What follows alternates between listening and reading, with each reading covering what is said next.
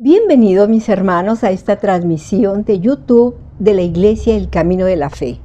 Nuestro pastor, el hermano Natividad Ramos, le da la más cordial bienvenida junto con toda la congregación que nos unimos a esta felicidad y este gozo que Cristo Jesús nos da en este día por poder llevar a cabo este programa. Queremos agradecer a todos nuestros hermanos que nos escuchan y agradezco también las llamadas de nuestros hermanos. Toda la iglesia nos gozamos por nuestros hermanos que nos escuchan en Venezuela, en Uruguay, Chile, en Colombia, en Estados Unidos y en algunas partes del mundo. Que el Señor Jesucristo les bendiga. Y como siempre, vamos a dar principio con una lectura de la Escritura que está en el libro de Job, capítulo 1. Y vamos a leer y dice de la siguiente manera: Hubo un varón en tierra de Uz llamado Job, y era este hombre perfecto y recto y temeroso de Dios y apartado del mal. Y nacieron 7 hijos y 3 hijas. Y su hacienda era 7,000 ovejas y 3,000 camellos, y 500 yuntas de bueyes y 500 asnas, y muchos criados. Y aquel varón era grande entre todos los orientales. E iban sus hijos y hacían banquetes en casa, cada uno en su día. Y enviaban a llamar a sus 3 hermanas para que comiesen y bebiesen con ellos. Y aconteció que, habiendo pasado su turno los días del convite, Job enviaba y santificábalos y levantábase de mañana y ofrecía holocausto conforme al número de todos ellos, porque decía Job: quizá habrán pecado mis hijos y habrán blasfemado a Dios en sus corazones, y de esta manera hacía todos los días. Y un día vinieron los hijos de Dios y presentábanse delante de Jehová, entre los cuales vino también Satán. Y dijo Jehová a Satán: ¿de dónde vienes? Y respondiendo Satán a Jehová dijo: de rodear la tierra y andar por ella. Y Jehová dijo a Satán: ¿no has considerado a mi siervo Job, que no hay otro como él en la tierra, varón perfecto y recto, temeroso de Dios y apartado del mal? Y respondió Satán a Jehová y dijo: ¿teme Job a Dios de balde? ¿No le has tú cercado a él y a su casa y a todo lo que tiene en derredor? Al trabajo de sus manos has dado bendición. Por tanto, su hacienda ha crecido sobre la tierra. Mas extiende ahora tu mano y toca todo lo que tiene, y verás si no te blasfema en tu rostro. Y dijo Jehová a Satán: he aquí, todo lo que tiene está en tu mano. Solamente no pongas tu mano sobre él. Y salióse Satán delante de Jehová. Y un día aconteció que sus hijas e hijas comían y bebían vino en casa de su hermano el primogénito. Y vino un mensajero a Job y le dijo, estando arando los bueyes y asnas, paseando cerca de ellas, acometieron los sabeos y tomáronlos e hirieron a los mozos a filo de espada. Solamente escapé yo para traerte estas nuevas. Y aún estaba hablando y vino otro y dijo: fuego del cielo cayó del cielo, que quemó las ovejas y los mozos, y los consumió. Solamente escapé yo solo para traerte las nuevas. Y todavía estaba hablando y vino otro que dijo: los caldeos hirieron 3 escuadrones, y dieron sobre los camellos y tomáronlos e hirieron a los mozos a filo de espada, y solamente escapé yo para traerte las nuevas. Entre tanto que hablaba, vino otro que dijo: tus hijos y tus hijas estaban comiendo y bebiendo vino en casa de su hermano el primogénito. He aquí un gran viento que vino del lado del desierto e hirió los 4 esquinas de la casa y cayó sobre los mozos y murieron. Y solamente escapé yo solo para traerte las nuevas. Entonces Job se levantó y rasgó su manto y trasquiló su cabeza y cayó en tierra y adoró. Y dijo: desnudo salí del vientre de mi madre y desnudo tornaré a ella. Jehová dio y Jehová quitó. Sea el nombre de Jehová bendito. Y en todo esto no pecó Job, ni atribuyó a Dios ningún despropósito alguno. Que Dios bendiga su palabra. No hay duda que nuestra vida diaria está llena de malas noticias, noticias alarmantes que realmente dan un vuelco en nuestro corazón. Y precisamente somos confrontados en nuestra fe y muchas veces que hemos hecho alarde de que tenemos una confianza en Dios, de que le creemos, que nada va a hacer que demos un paso atrás.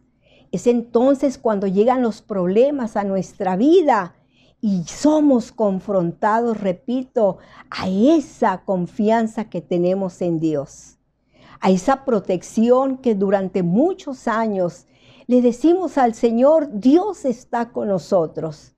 ¿Pero qué de esos momentos críticos? Pero esta historia nos habla precisamente de un hombre temeroso, justo, apartado del mal, que le creía a Dios en todas circunstancias. Y vino precisamente este tiempo malo a su vida. Pero todo esto se dio en un día. En un día, todo lo que él tenía, sus bienes, sus riquezas, sus hijos, lo perdió. Y ahora, toda la gente que estaba alrededor de él decía: es un hombre temeroso de Dios. Y ahora que no tiene nada, ¿qué es lo que vamos a hacer?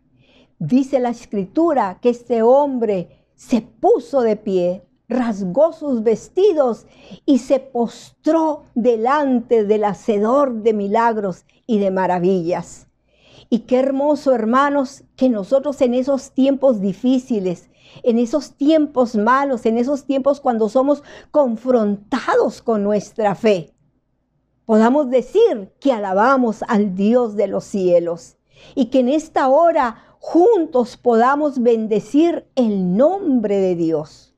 Yo puedo levantar mis manos y decirle: Señor, gracias, porque en los tiempos difíciles Él sacó la cara por nuestra familia. Él dio su vida en la cruz del Calvario y ahora nosotros tenemos las promesas maravillosas que de donde Él está, nosotros también estaremos. Y la victoria la tenemos segura porque el Dios de los cielos quiso ser también nuestro Dios. Así que este día yo le invito para que adoremos al Dios de los cielos y nos postremos delante de su majestad, el Rey.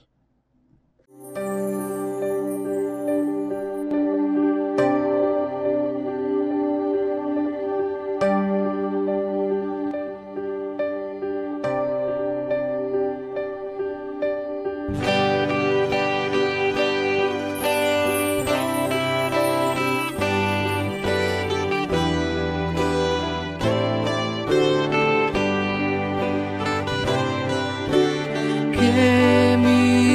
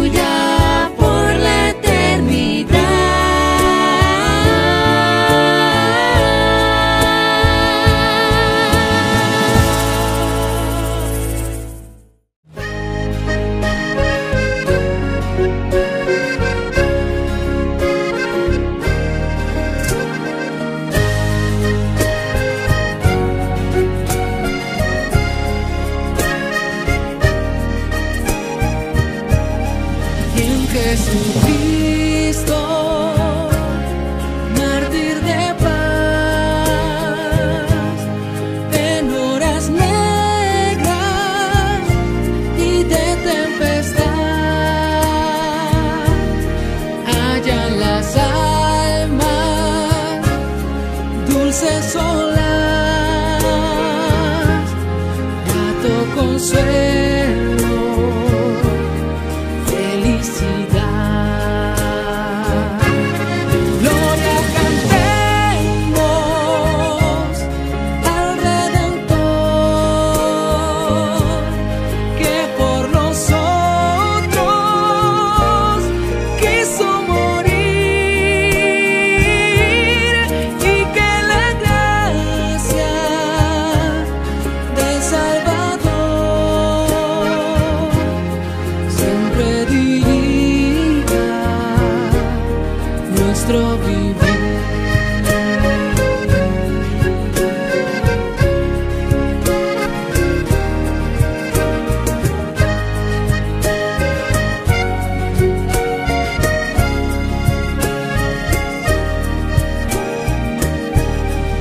En nuestras luchas, en el dolor, en tristes horas de gran tentación, calma le infunde santo vigor, nuevos alientos al corazón. Gloria cantemos al Redentor, que por nosotros quiso morir, y que la gracia del Salvador siempre dirija nuestro vivir.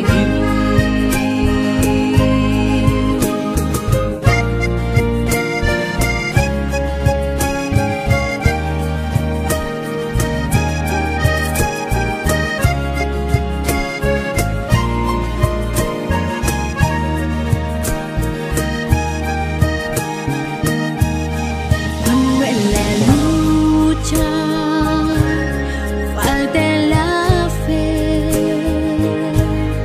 y esté el alma por desfallecer, Cristo nos dice: siempre os daré gracia divina, santo poder. Gloria cantemos al Redentor, que por nosotros quiso morir, y que la gracia del Salvador siempre dirija nuestro vivir, siempre dirija nuestro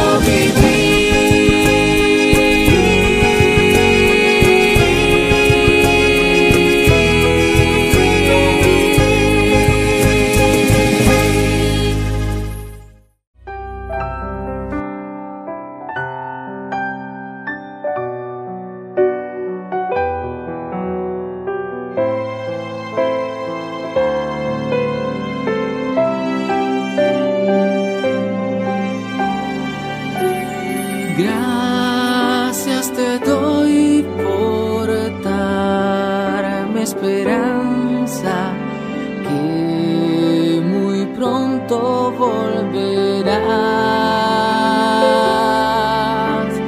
Gracias te doy por tu sacrificio, que me dio la salvación.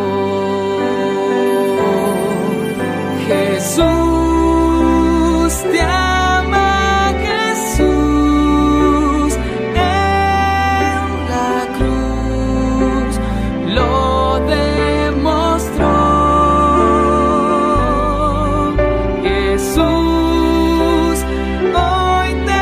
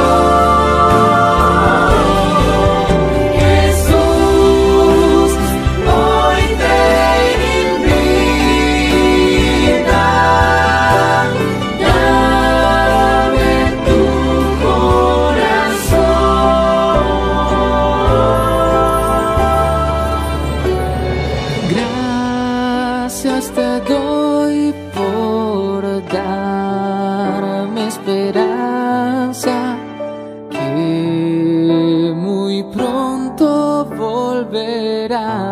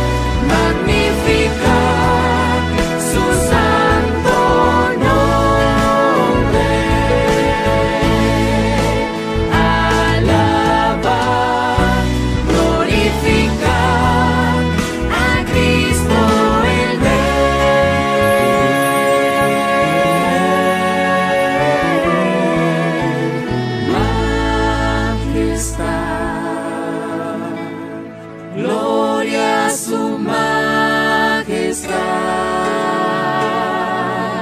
pues Él murió, resucitó y es el Rey.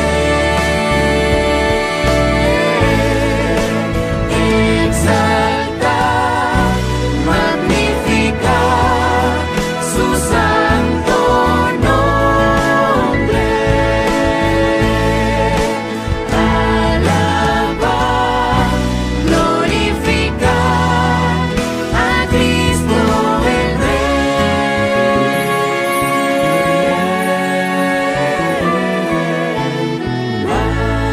Majestad, gloria a su majestad, pues Él murió, resucitó y es el Rey. Pues Él murió, resucitó y es el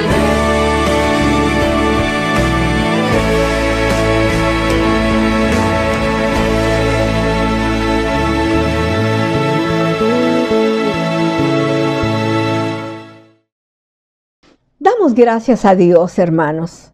Como siempre, yo sé que muchos de nuestras familias están pasando por un momento muy difícil, un tiempo malo. Y yo espero que el día de hoy la palabra de Dios le fortalezca y usted avance cada día y pueda decir que adora al Dios de los cielos, a Jesús, el eterno Dios. Y voy a dejar estos micrófonos a nuestro pastor, nuestro hermano Natividad Ramos Ramos, para que él sea el portador de la palabra de Dios en esta ruta y en esta serie de mensajes que lleva por título La Ruta Ministerial de nuestro Señor Jesucristo. Que el Señor Jesús les bendiga.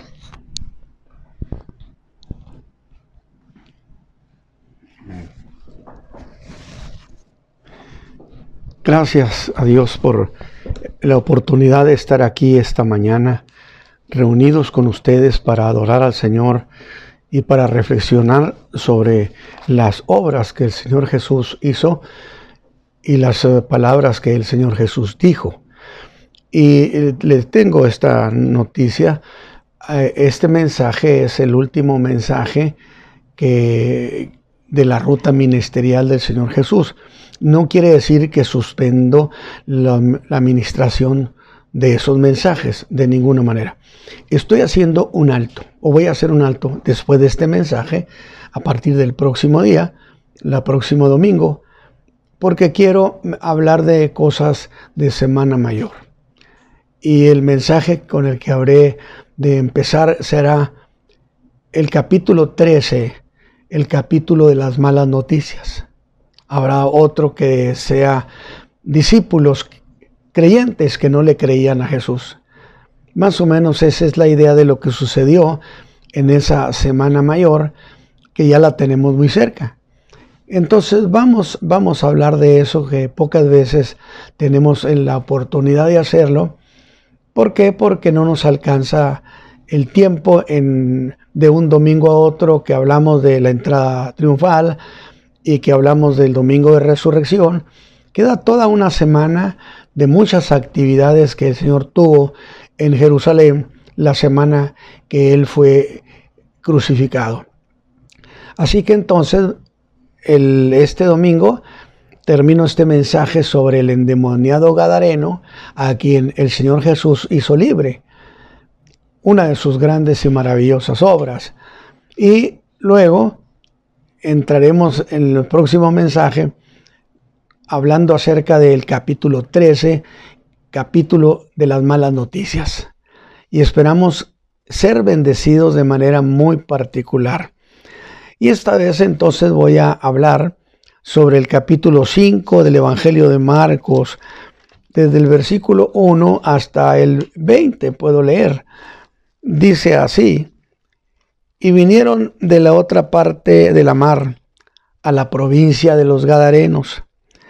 Y salido él del barco, luego le salió al encuentro de los sepulcros un hombre con un espíritu inmundo, que tenía domicilio en los sepulcros,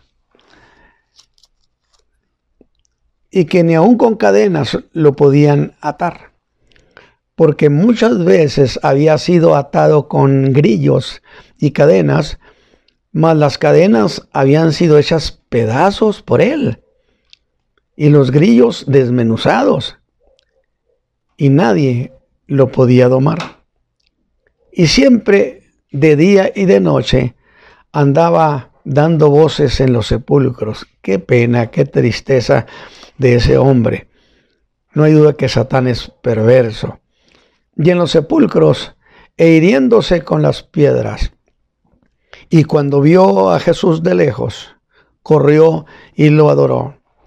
Y clamando a gran voz dijo: ¿qué tienes conmigo, Jesús, Hijo del Dios Altísimo? Te conjuro por Dios que no me atormentes. Por supuesto que esto no eran las palabras del endemoniado, eran las palabras de la posesión que hablaba a través del endemoniado, porque le decía: sal de este hombre, espíritu inmundo. Y le preguntó: ¿cómo te llamas? Y respondió diciendo: Legión me llamo, porque somos muchos. ¿Ve usted? Un hombre puede ser poseído, una mujer poseída de muchos demonios, y le rogaba que no le enviase fuera de aquella provincia. Y estaba allí cerca del monte una gran manada de puercos paciendo. Y le rogaron todos los demonios diciendo: envíanos a los puercos para que entremos en ellos. Y luego Jesús se los permitió. Y saliendo aquellos espíritus inmundos, entraron en los puercos, y la manada cayó por un despeñadero en la mar. O sea, se volvieron locos, los cuales eran como 2000, y en la mar se ahogaron. Y los que apacentaban los puercos huyeron, y dieron aviso en la ciudad y en los campos, y salieron para ver qué era aquello que había acontecido. Y vienen a Jesús, y ven al que había sido atormentado del demonio, y que había tenido la legión sentado y vestido y en su juicio cabal, y tuvieron miedo. Y les contaron los que lo habían visto cómo había acontecido al que había tenido demonio y lo de los puercos. Y comenzaron a rogarle que se fuese de los términos de ellos. Y entrando él en el barco, le rogaba el que había sido fatigado del demonio estar con él.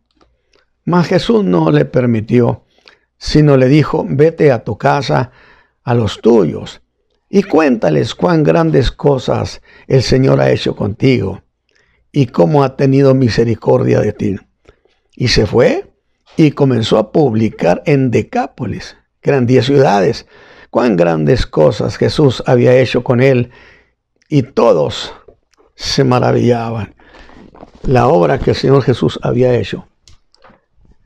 Muy bien, mis hermanos, pues en realidad, como apoyo de este mensaje de la liberación de este hombre, qué cosa tan hermosa es cuando el Señor Jesús liberta de la posesión demoníaca a una persona.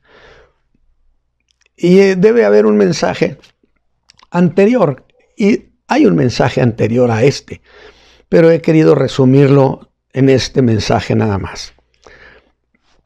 Y dije que ese día en el que sucedió una gran tormenta, cuando iban cruzando en el barco, iban rumbo a Decápolis, a la región de Gadara, sin haber prácticamente ninguna razón, porque los discípulos conocían ese mar. De repente se levantó una gran tormenta de viento. Ciertamente había sido un día muy agotador, que incluso ni había tenido oportunidad para comer el Señor Jesús. En ese día se escribieron grandes hazañas de salvación, y toda esa gran actividad empezó en la casa, que usted recuerda ese mensaje tan delicioso, tan lindo, de aquella mujer que fue y ungió sus pies, la que había sido pecadora. Empezó todo esto en la casa de aquel fariseo, que invitó al Señor Jesús a comer, tan solo por salir de dudas. Qué ocioso, que si Jesús era un profeta o no lo era. Y él llegaría a la conclusión que Jesús no era un profeta. Porque pensó, si hubiera sido un profeta, se daría cuenta, hubiera conocido que la mujer que lo tocó es una pecadora. Bien dijo el Señor, yo no he venido a buscar a los sanos, sino a los enfermos. Ese día esa mujer, mientras Jesús estaba con aquel fariseo en su casa, entró hasta donde estaban aquellos comensales. Y Lucas afirma que aquella mujer había sido pecadora. La Escritura no lo niega. Lo que implica también que ya no lo era. Porque si había sido, entonces ya no lo era. Porque algo había pasado con ella. Alguien había hecho algo en su alma. Esa era una cosa muy cierta. Jesús la había perdonado y le había entregado la oportunidad de una nueva vida. Le dio la oportunidad a esa mujer estigmatizada de empezar una nueva vida con la seguridad que el perdón que él le había dado, nadie podía echárselo por tierra. Acuérdese usted que llegó aquella mujer. A mí me supo dulce esa historia. Aquella mujer que empezó a llorar, estalló en llanto, la emoción le ganó, y antes de abrir el alabastro empezó a llorar. A grado tal que dije que era como un torrente su llanto, porque llenó los pies de Jesús de lágrimas. Porque grande era su gratitud, porque grande había sido su perdón. El fariseo, al verla, se quedó atónito, incómodo, porque aquella visita en su casa era una vergüenza. Era una visita de lo más impropio. Y Jesús, bueno, después de esa comida en casa del fariseo, se fue a la mar. Esta historia terminó hermosísima. Cuando el Señor Jesús la despide, ella se va y le dice, mujer, vete en paz. Vete en paz. A otro le dijo, vete en paz y no peques más. A esta solamente le dijo, vete en paz. Había en ella una verdadera transformación. Dios había tocado su alma. Para mí fue un sermón lindísimo, que yo decía, emocionado, le regalaríamos a esa mujer el canto Soy feliz, feliz, y que ella lo cantara, aunque ella podía tener su propio canto. Después de eso, Jesús se va allá por el mar de Galilea, sube a un barco, y desde ese barco empezó a enseñar a la multitud. Lo hizo por medio de 10 parábolas. Ahora Jesús a estas alturas era famoso, no solo por sus milagros, sino por sus enseñanzas, que son una delicia. Eran las cosas que su Padre le había dicho. Él dijo, estas palabras no son mías, son de mi Padre. Y entonces cuando oímos esas palabras, descubre Jesús el corazón de su Padre. Era oír a su Padre hablar.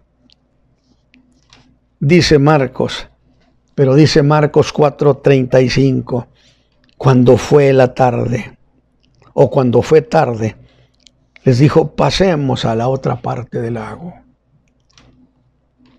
Pero espéreme tantito un poco. ¿Qué cosa es eso que cuando fue tarde? Bueno, es que para el mundo judío se dividía en 2 tardes. Diríamos una de 1 a 3 de la tarde y otra de 3 a 6. Y la segunda tarde es cuando ya empezaba a darse el ocaso. Y eso precisamente en ese momento, cuando el sol estaba yéndose hacia su caída, hacia retirarse, que la noche vendría en pocas horas. En ese momento, les dijo, crucemos a la otra parte. Ni siquiera había comido. Es más, ni siquiera llevaron cosas para que Jesús comiera. Iba profundamente cansado, que en el sermón anterior yo decía, vean cómo el Señor Jesús se entregaba a la gente. Iba a donde estaban, pero mientras cruzaban, el Señor Jesús se había quedado dormido, con mucha hambre y con mucho cansancio y sueño, y se quedó dormido. Y en ese momento son sorprendidos por una tempestad de viento que casi hundía el barco. Y el Señor Jesús no despertó, porque no hay tormenta que despierte o que asuste al Señor Jesús. Y no hay tormenta que hunda su barco. El barco del Señor Jesús no se hunde jamás. 2000 años lo han demostrado. De eso prediqué la vez en ese sermón que no lo traje a colación. Pero por otro lado, mientras Jesús dormía, los discípulos se vieron rebasados por algo que nunca habían experimentado, que nunca habían vivido. Y mientras eso pasaba, los discípulos espantados, asustados, preocupados, Jesús dormía plácidamente. Y llenos de temor lo despertaron, diciéndole, no tienes cuidado de nosotros. Que esta es una de las quejas que muchos creyentes hacen cuando están metidos en dificultades. Es que el Señor Dios no tuvo cuidado de nosotros. ¿Por qué sucedió esto? Y le rogaron que hiciera algo por ellos. De lo contrario, ellos tenían la seguridad que iban a perecer. Pero la petición y el clamor de sus discípulos era como decirle, Señor, con este problema no podemos. Yo creo que muchos de los hijos de Dios, nosotros, le hemos dicho a Dios, Padre, con estas cosas no podemos. No nos dejes, no nos abandones. Ayúdanos, apóyanos. Pero si la tempestad les había causado temor, mis hermanos, lo que ahora van a ver lo que hace el Señor Jesús, les habría causar un temor todavía mayor que eso. ¿Por qué? Pensemos junto con ellos. Sin duda ellos pensarían o esperarían que el Señor Jesús orara a su Padre y le pidiera que acabara con aquella tormenta y que aquella tormenta fuera cediendo poco a poco. Pero jamás esperarían que Jesús se pusiera de pie y le hablara a la naturaleza, le hablara al viento y a la mar de manera directa, como si estos pudieran entender, y a la tempestad del viento y a la mar, con 2 palabras de autoridad terminó todo aquello. Le dice: calla, enmudece. A la voz de Dios, y la naturaleza le rindió obediencia. Como decía aquel hombre, tú estás investido de la autoridad del Altísimo y lo que dices tiene que hacerse. Era algo que jamás habían pensado que el Señor Jesús podía hacer. Yo siempre he dicho, el Señor es una sorpresa de todos los días de nuestra vida. Y muy intrigados, los discípulos se mirarían unos a otros y, según Mateo, se preguntaban, pues, ¿qué hombre es este que aún a los vientos y a la mar manda y le obedecen? Como dice Lucas, que al viento y al agua manda y le obedecen. Porque las fuerzas de la naturaleza a ningún hombre obedecen. Las fuerzas de la naturaleza no negocian con mortal alguno. Están espantados. No habían descubierto todavía quién era a quien seguían. Y todavía sin haber podido procesar lo que habían presenciado. Y con muchas emociones estallando en la mente de ellos, llegaron a la orilla, a la Galilea de los gentiles. Y otra vez más, Jesús irá a ayudar a los que ya no tienen salida, que sin duda es la condición de muchos del auditorio que nos escuchan en muchas partes del mundo. Ya no tenemos salida. Es un buen momento para decírselo al Señor Jesús. Señor, perecemos. Ya no vemos la salida. Ayúdanos. Danos tu mano. Y Él no los dejará con la mano extendida. Y el verso 2 afirma que llegan a la región de Gadara. Y sale Él del barco. Y al mismo tiempo le sale al encuentro un hombre que tenía espíritu inmundo, que tenía su domicilio en los sepulcros. Y este hombre tenía espíritu de homicidio. Dice la Escritura que era fiero en gran manera. Y aún las cadenas y los grilletes los hacía pedazos. Dice, los desmenuzaba. Eso habla de lo que las potestades que estaban dentro de él. Y nadie pasaba por aquel lugar precisamente por temor a ese hombre. Y también se detecta en uno de ellos, porque son 2, que es el más notorio, que tenía inclinaciones suicidas, porque son consejería de los demonios. Yo no sé con este mensaje cuántos me están escuchando y están sintiéndose parte de este mensaje, porque dice que sería con las piedras. Y Lucas dice que no era un problema de poco tiempo. Hay problemas crónicos que las familias han sufrido por muchos años. ¿Por qué no le dice al Señor que llegue también a su casa? Que llegue con su barca hasta su casa, porque necesita mucho su ayuda. Él conoce los pensamientos. ¿Cuánto tiempo tenía este hombre? No se sabe, pero era bastante tiempo. Quizá en esa condición se había hecho hasta viejo, pero gloriosamente Cuando el Señor Jesús llega el día de la liberación.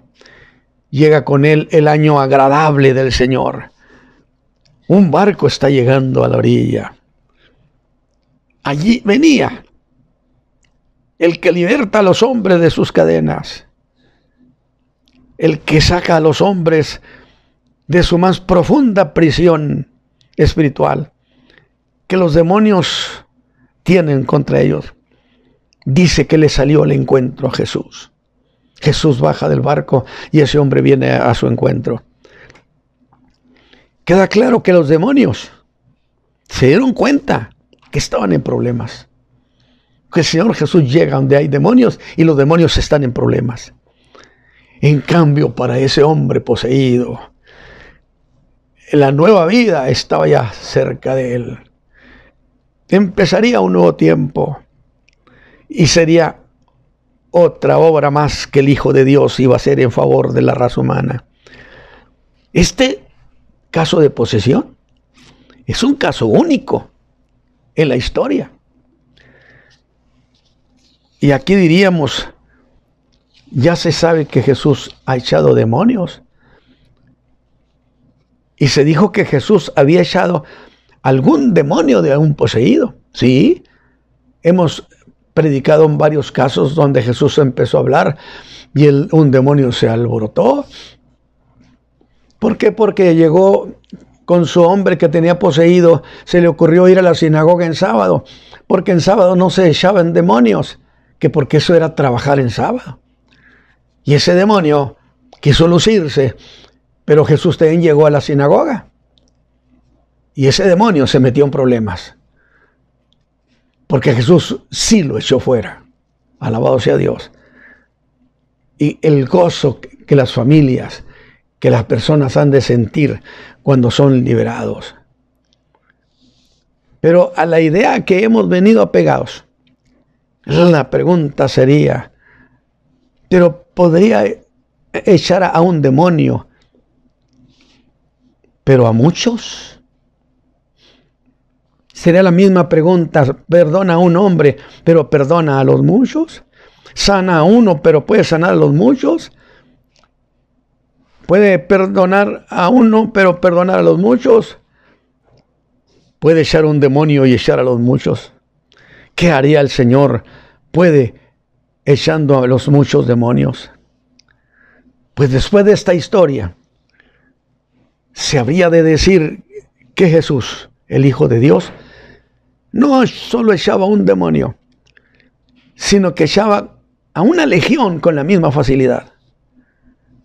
Por eso, aquella tarde tan inquieta en la tempestad no era casualidad. Porque las potestades de maldad de aquella región, hermano, escúchame bien, era una región llena de potestades de las tinieblas. La tierra en la que no había luz. Sabían que quién venía en ese barco. Y pensaron boicotearle su llegada. Pero dije que a Jesús no hay quien pueda cambiarle el rumbo, ni quien le hunda su barco. Venía por ellos y con ellos llegó.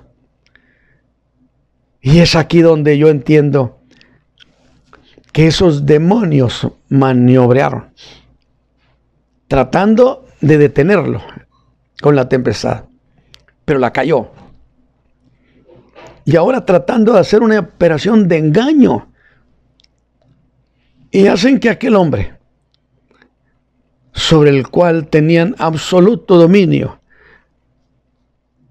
llegara corriendo a Jesús y lo adorara.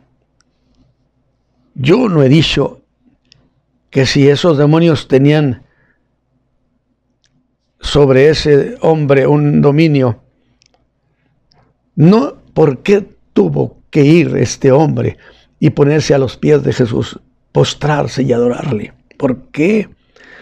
Yo digo que no era una buena idea para los demonios llevarlo a donde estaba Jesús, porque digo que no sería más astucia que los demonios se lo hubieran llevado al desierto, poniéndolo lejos, muy lejos del Señor Jesús, para que hubiera no hubiera hecho nada por él. Yo digo que esa hubiera sido una buena idea para esa legión de demonios, que eran como 6,000 demonios.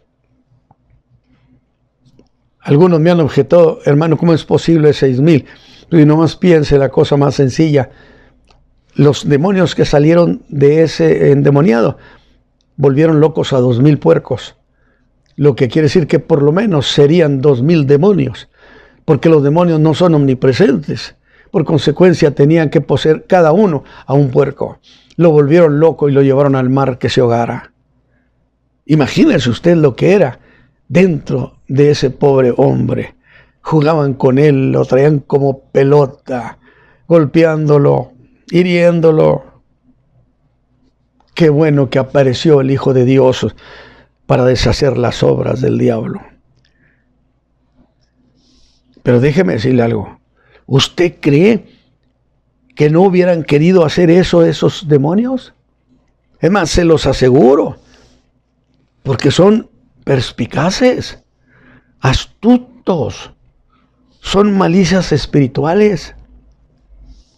Sí, pero la cuestión es esta, que ninguna cosa queda fuera del dominio del Señor Jesús. Como lo habían visto sus discípulos unos momentos antes. Yo afirmo que a estos demonios despiadados que podían haber, y sin duda lo debieron de haber pensado, llevarse a ese hombre poseído lejos, lejos de allí de la región, para ponerlo fuera del alcance de Jesús. Pero no, acabo de decir que el Señor Jesús tiene dominio de todas las cosas. ¿Y quién dijo que no les ordenó que se lo trajeran? Les ordenó que le llevaran a esos 2 hombres y a esa legión, esa posesión malvada. No le quedó más remedio que llevar a aquel hombre ante Jesús. Y es entonces cuando el líder de esa legión de demonios quiso probar con Jesús un truco de distracción. Le propuso llevar este asunto a una especie de pacto de caballeros. ¿Por qué no hacemos un pacto de caballeros? Le diría. Era una manera de expresarlo por mí. Observe esta jugada de distracción en plena marcha. Y le dice: ¿qué tenemos contigo, Jesús, Hijo del Dios Altísimo? ¿Por qué has venido? ¿Acaso te molestamos? Sería algo así como: ¿qué te parece esta propuesta que te vamos a presentar? Tú no te metes con nosotros, ni nosotros nos metemos contigo. Pero a eso fue enviado. Eso es el año agradable. A eso le dijeron que viniera a libertar a los cautivos. El Señor Jesús no vino a hacer pacto de caballeros con las tinieblas. Alabado sea Dios. Nunca acepte esa idea. El Señor Jesús vino a destruir las obras del diablo. Y a este demonio el truco no le funcionó. A esa potencia espiritual. Alabado sea Dios. Bendito sea su nombre, mi hermano, y gócese. Y con alegría se lo digo, que Jesús no vino al mundo, que su Padre no lo envió para hacer con el diablo pacto de caballeros. Él vino a arrasar, a aniquilar, a destruir las obras del diablo, a infligirles una absoluta derrota. Sucedió en la cruz del Calvario la más grande derrota, donde se cumplió aquello de: el hijo de la mujer te golpeará en la cabeza, que le profetizó Dios a la serpiente. Esa era cosa de ese día. Así que me parece que esas entidades espirituales debieron decir: creo que esa propuesta no le gustó. Claro que no le gustó. Aún más le disgustó. esos demonios se dieron cuenta que a partir de allí Jesús los habría de ignorar. En cambio, el Señor Jesús puso sus ojos en aquel pobre hombre que era víctima de la maldad de aquellos demonios. Aquel hombre golpeado, herido, maltratado, con su ropa de jirones. Pobre hombre al que le habían quitado estos demonios su vida familiar. Lo habían degradado. Porque el hombre es creado y es imagen y semejanza de Dios. Lo hacían dormir en los sepulcros. Y eran tan infames. Era tan infame aquella esclavitud espiritual que dice que de día y de noche andaba gritando. Lucas hace una expresión. Dice que lo agitaban, que en griego significa como lo que es empujado por una tempestad de viento. Lo sacudían de repente, el hombre se levantaba, mirando hacia todos lados sin duda, a correr, a golpearse, y lo hacían ir por el desierto. Hacían que su cuerpo siempre estuviera herido. Cuerpo que es templo del Espíritu de Dios. Así que al mismo tiempo que crecía la indignación de Jesús sobre esas entidades espirituales, se manifiesta la compasión que el Señor derrocha por aquel hombre de Gadara. Y es entonces cuando Jesús da una orden. Dice el versículo 8 que le dijo: sal de este hombre. Y quizá usted diga: hermano, luego no era un solo demonio, no, pero le ordenó al líder de aquella posesión que saliera, que se llevara a toda su gente, porque éste había hablado en representación de todos, y se empezaron a sentir perdidos, pues les mandaba que salieran, y sintiéndose perdidos, fíjese usted lo que hicieron en su desesperación. Levantaron contra Jesús. Y esto lo hicieron ante el Padre, ante Dios. Esa posesión se quejó ante Dios, que Jesús los estaba atormentando. No hay duda que eran unos tramposos. Mira cómo nos está atormentando. Entonces Jesús obliga al líder y le dice: ¿cómo te llamas? Vamos a identificarlo. Y aquel responde y dice: me llamo Legión, porque somos muchos.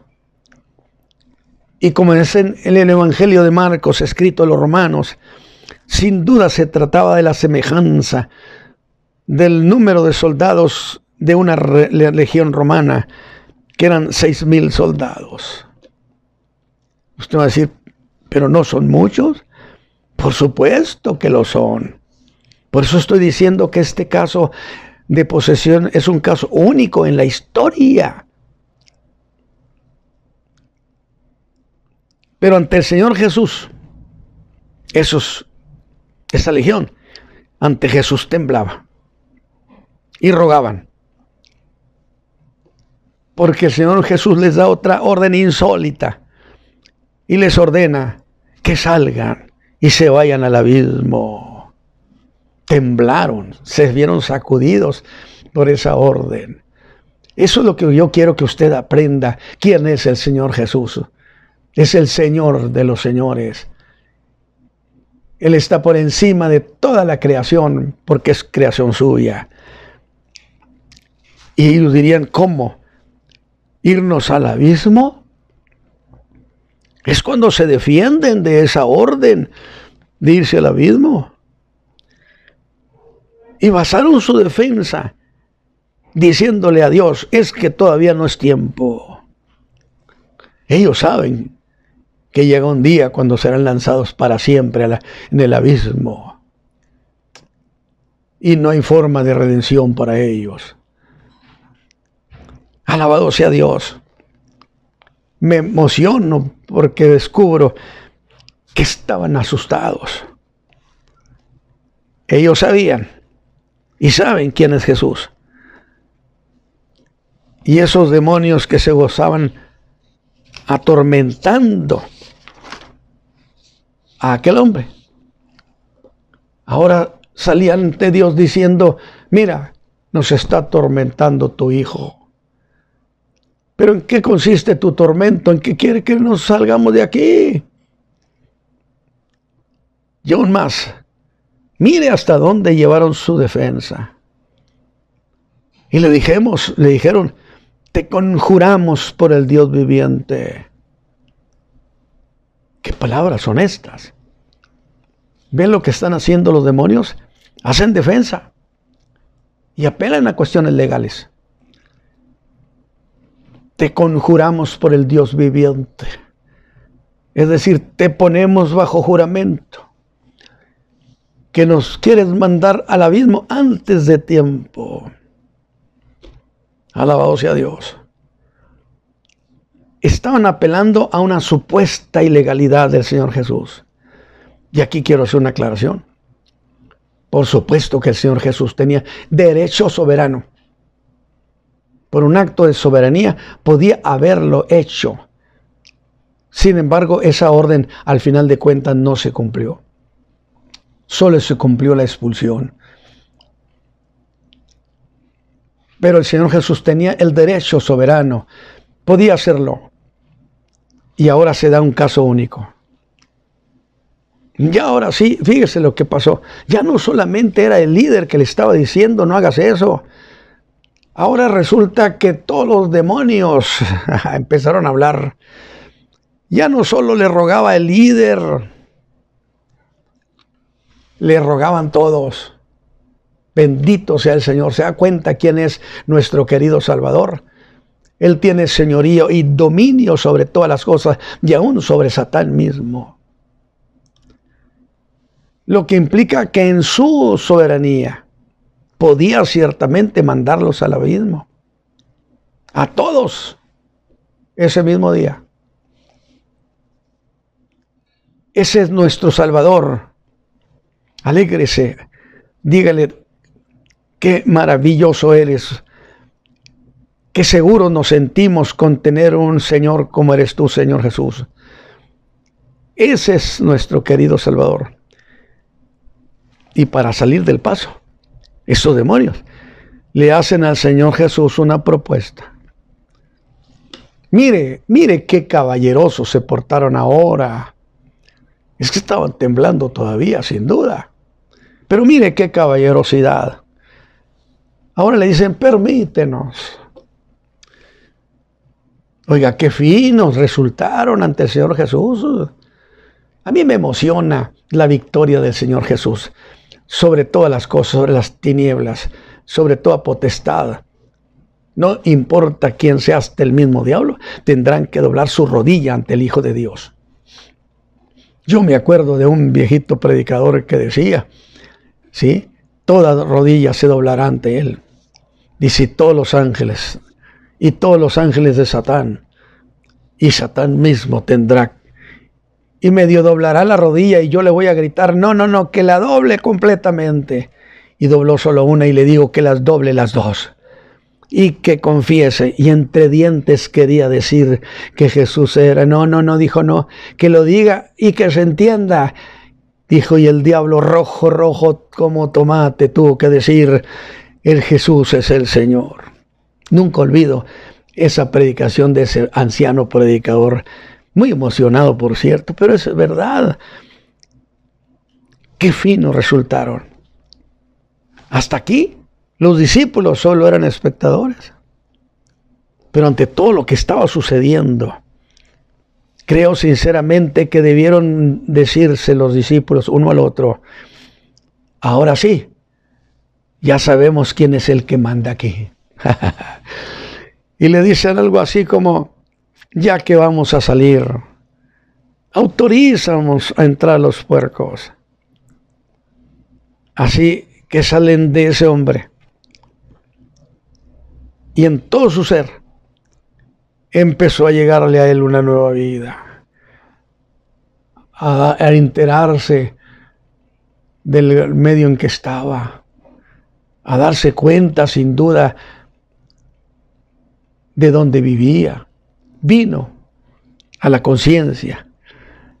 Hermanos, la libertad que Cristo daba tocaba su alma. Y esos demonios, saliendo de allí, entraron a los puercos, que dice la Escritura que eran como 2000. Y esa manada se volvió loca, se trastornó, a grado que se lanzaron por un despeñadero. Así que si era un demonio por cerdo,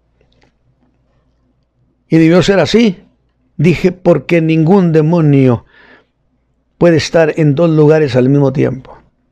O era un cerdo, o era en un cerdo, o era en otro, pero nunca un solo demonio en dos al mismo tiempo. Allí nada más serían 2000 demonios. Y digo esto, ¿qué sentiría ese hombre con esos miles de demonios adentro de él? Y qué compasión sentiría el Señor Jesús, indignado por lo que habían hecho con su creación. Por eso contundente la victoria del Hijo de Dios cuando clamó en la cruz, consumado está. Y el golpe en la cabeza de Satán se dio ese día. ¿Qué sentiría ese hombre con esos miles de demonios en él? Y la noticia llegó en la ciudad. Y la primera cosa que vieron al venir fue aquel hombre, dice en su juicio, lleno de paz su alma, porque es la paz que Cristo da. ¿Y qué hicieron? Dice que ese hombre, vestido y en su sano juicio. Y yo siempre he dicho, ¿quién le prestó ropa o cómo estuvo? No lo sé, pero ese hombre, dice la Escritura, que lo encontraron lleno de paz, en su sano juicio y vestido. Me imagino que así muy bañadito. Eso es lo que Dios hizo con ese hombre. ¿Y qué hicieron la gente de la ciudad? Le pidieron a Jesús que se fuera, porque pensaron que para ellos Jesús era un mal negocio. Ese día habían perdido 2000 cerdos. Y yo digo, prefirieron sus ganancias, aunque se quedaran con los demonios. Las gentes tenían entre sus ojos un hecho irrefutable. El que había sido un hombre fiero, una amenaza, ahora estaba libre, tranquilo, limpio, vestido. Dígame una cosa, usted que me está escuchando, ¿no era eso una prueba que vale la pena tener a Jesús entre nosotros? Pero ellos pensaron que Jesús era un problema. Y le hicieron una petición nada inteligente. Le pidieron que se fuera. Y yo siempre he dicho, cuando la gente sacan a Jesús de su vida, de su territorio, de su pueblo, se convierten en los grandes perdedores. Y Jesús va a regresar otra vez a cruzar el mar de Galilea. Y aquel hombre, el endemoniado de Gadara, le dice, quiero que irme contigo. Jesús le dice, no le acepta que se vaya con ellos. Porque era un gentil y todavía no era el tiempo para ir con los gentiles. Pero entonces lo convierte en un predicador. Fíjese usted lo que le voy a decir. Ese loco furioso, ese día, lo nombraron predicador. Alabado sea el Señor Jesucristo. ¿Ve usted lo que hace el Señor Jesús? Cambia la vida radicalmente. No es arreglarse poco a poquito. La salvación es una obra soberana que sucede en un instante. Y le dijo el Señor, mejor ve y ve con tus pueblos, con tus ciudades, y cuéntales cuán grandes cosas ha hecho el Señor contigo. Decápolis le encargó que fuera el predicador de 10 ciudades. ¡Qué gran regalo! No solo lo hizo libre, sino que ahora era un predicador de Jesucristo. Quizá no se haya pensado así. Para mí lo convirtió en un predicador. ¡Qué bella historia de la salvación a este hombre! Y a mí me alegra, y yo le puedo decir esto, dice que se fue por todo Decápolis anunciando. Y yo le voy a decir algo, ¿qué tendría que ver este hombre cuando Jesús, con el tiempo Jesús regresaba por medio de la región de Decápolis? Y que hubo una multitud enorme, 4,000 gentes se juntaron en el desierto. ¿Cuánta de esa gente había oído a aquel predicador que había sido el endemoniado? Para decir, Señor, gracias por las obras que tú haces con los hombres. Imagínense, hoy, en la caída de la tarde, ese hombre estaba poseído por 6,000 demonios. Antes de que cayera el sol, ya era un predicador. Alabado sea el Señor. Ore junto conmigo los problemas que usted tenga. Dígale al Señor, yo quiero que llegues a mi casa, a mi familia, a mi pueblo, a mi ciudad, a nuestro país. Padre Santo, yo he presentado esta idea en el mensaje a los creyentes. Permite, Señor, que el alma de ellos sea bendecida, que el alma de ellos sea encendida con la alegría de tu salvación. No hay duda, Señor, tú eres una gran noticia. Padre eterno, gracias porque nos diste a tu Hijo amado Jesucristo. Amén. Que Dios los bendiga a ustedes, mis hermanos, y nos estaremos escuchando el próximo domingo.